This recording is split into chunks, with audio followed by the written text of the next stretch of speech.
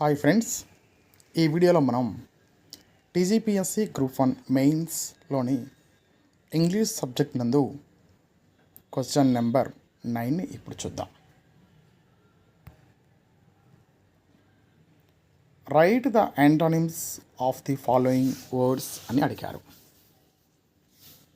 ఇక్కడ 5 పదాలను అడిగారు.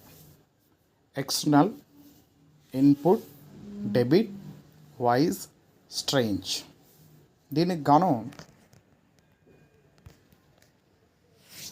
5 మార్కులు ఉంటాయి.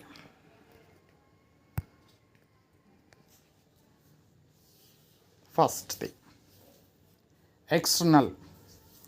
ఎక్స్టర్నల్ అనే పదానికి తెలుగు అర్థం ఏంటంటే బయటి, బాహ్య, వెలుపలి లేదా పైకి కనిపించేటువంటి అర్థాలు ఉన్నాయి.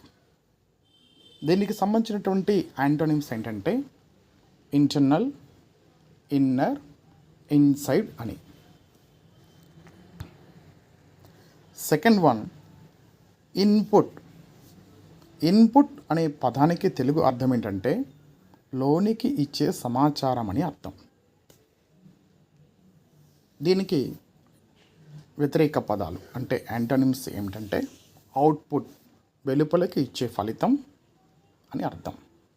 అలాగే రిజల్ట్, ప్రొడక్ట్ అనేవి కూడా ఇన్పుట్కి సంబంధించినటువంటి వ్యతిరేక పదాలు.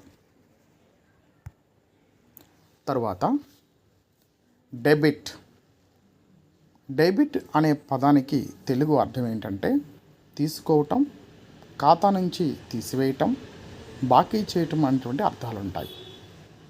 దీనికి వ్యతిరేక పదాలు అంటే యాంటోనిమ్స్ ఏంటంటే క్రెడిట్, జమ చేయటం, ఖాతాలోకి వేసుకోవటం, డిపాజిట్, మొత్తం జమ చేయటం అనేటువంటి పదాలు వ్యతిరేక పదాలు. తర్వాత వైజ్. వైజ్ అనే పదానికి తెలుగు అర్థం ఏంటంటే జ్ఞానవంతుడు, వివేకవంతుడు, తెలివైన, మేధావి అని అర్థం. దీనికి వ్యతిరేక పదాలు ఏంటంటే యాంటోనిమ్స్ ఏంటంటే ఫూలిష్ అంటే మూర్ఖుడని, ఇగ్నోరెంట్ అంటే అజ్ఞాని అని, స్టూపిడ్ అంటే మందబుద్ధి గలవాడు అని వైజ్కి వ్యతిరేక పదాలు. చివరిది స్ట్రేంజ్. స్ట్రేంజ్ అనేటువంటి పదానికి తెలుగు అర్థం ఏమిటంటే విచిత్రమైన, ఆశ్చర్యకరమైన, అపరిచితమైన, భిన్నమైనటువంటి అర్థాలు ఉన్నాయి.